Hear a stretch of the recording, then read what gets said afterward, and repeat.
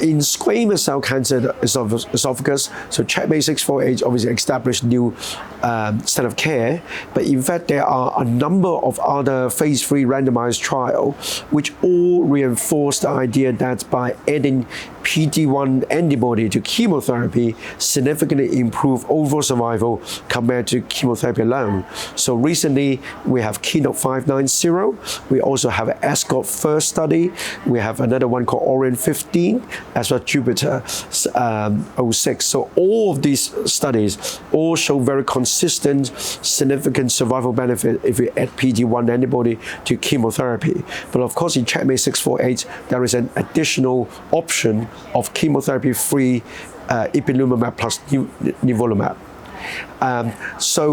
So that's really for squamous cell cancer. For adenocarcinoma of the esophagus, esophagogastric junction, and stomach, I think the main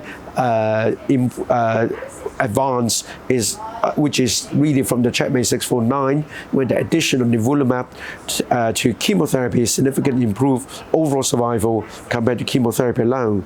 But here is the main benefit is only seen in patients where the tumor PD-L1 CPS score is 5 or more. But I think this is now really changing the practice and the guideline across the world.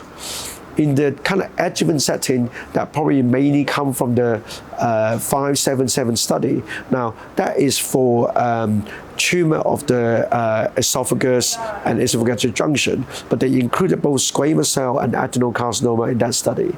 And patients in that study will undergo preoperative neoadjuvant chemoradiation followed by surgery, and they were randomized between Nivolumab or placebo.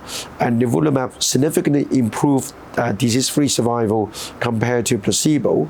And again, this is now licensed in many countries around the world and is incorporated in the new guideline.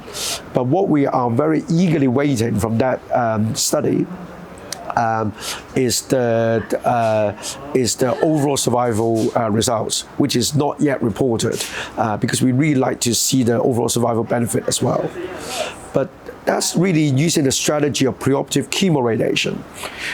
Another strategy is looking at what we call perioperative chemotherapy. And you're giving chemotherapy before and after surgery for gastric adenocarcinoma or junctional adenocarcinoma. And the standard of care is currently giving perioperative FLOT. They are now both randomized control trial has finished recruitment, as well as those which are ongoing. So the Keynote 585 actually randomized patients between perioperative doublet chemotherapy plus or minus pembrolizumab, although that's about 800 patients randomized, but then they extended the recruitment to include another 200 patients where they use FLOT as the chemotherapy backbone, and again they randomized with or without pembrolizumab. And then there's another ongoing study of FLOT with or without a PD-L1 antibody, Nivolumab, which is called Matterhorn study, but that study is still recruiting. So I think when these studies read out, we will see whether perioperative chemotherapy will be of use. But at ASCO this year, there's a third study which they are only recruiting short-term outcomes so far, so we're not really going to see survival results. So that is being presented by Dr. Salah Al-Batran in the oral presentation at ASCO this year, where they look at the DANTE study, which again looking at perioperative FLOT chemotherapy with or without a PD-L1 antibody Atezolizumab. So I think we'll of course be very pleased to hear those results, and then we'll in due course hear the survival results from all these big randomized studies.